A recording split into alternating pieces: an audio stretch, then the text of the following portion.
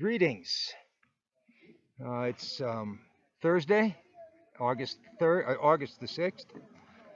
Um, I drove about 300 miles today, less than half of what I drove yesterday, but I was in no hurry today.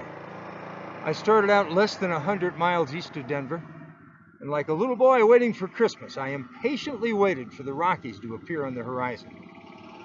About 70 miles outside of Denver, I began imagining that I saw them, but that could have been just cloud cover over the horizon.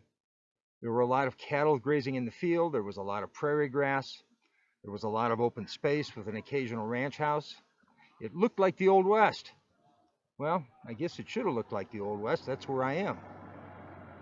Finally, near a little town of Strasburg, about 40 miles east of Denver, I could see the silhouette of the Rockies on the horizon. It was 812 miles from when I left my driveway yesterday morning. By the time I went another 10 miles, the Rockies became more than just a silhouette on the horizon. Some of the details could be seen in the morning sun. Some of the snow caps were visible. 862 miles from my doorstep, I had already passed through Denver, and Interstate 70 entered the mountains. There were some housing developments on the left, on the side of a mountain that rose up, about halfway up. There were some developments, commercial developments down at the foot of that mountain. All of this was facing east, overlooking Denver. Within another 3 miles, I entered the raw wilderness of the mountains. Well, wilderness, there was this ribbon of concrete that was in a mass-produced sedan that was traversing it. So maybe it wasn't all that wild, but everything outside of that ribbon of concrete was raw. I drove through passes as the road would wind from left to right, and as the road rose steep grades and then went back down grades as it turned around another side of a cliff.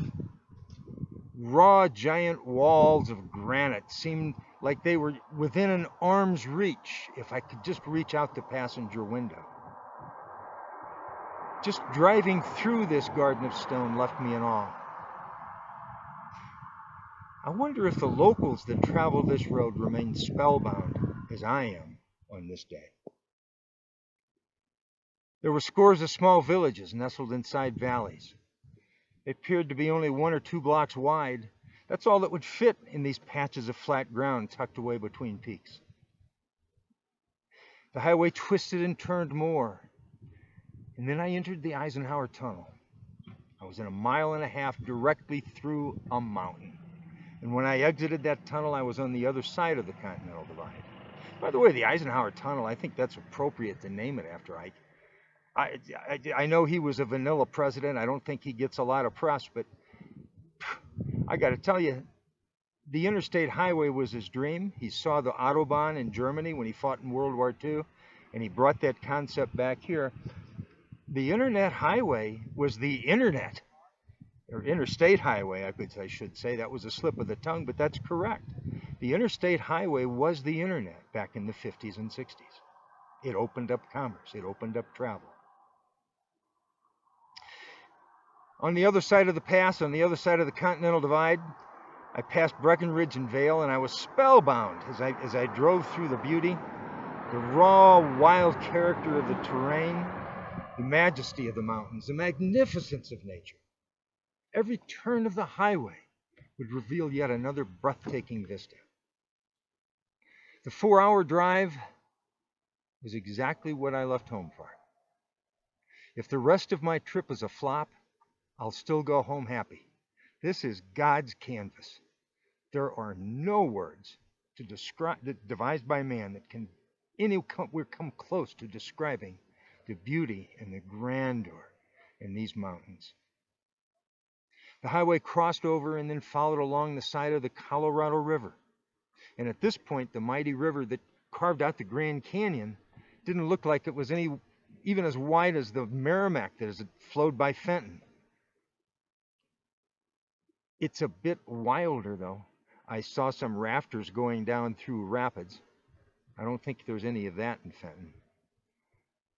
But I made my way on the other side of the Continental Divide. I drove some more. I made my way down the grades, and I exited on at Rifle, Colorado, and I went north off of the interstate for just a little bit, and I stopped to play 18 holes of golf at Rifle Creek Golf Club. Wow. The front nine was okay, but frankly, I was a little bit disappointed. There were some mountaintops like the ones you see behind me, but well, it crossed my mind that I maybe should have stopped at Vail to play golf. But then I made the turn and I played the back nine. Holy Ben Hogan mama. Spectacular is the only word that even comes close. There were elevated tee boxes that dropped down 100 yards to beautiful fairways. There were long par fives that rose up a hill.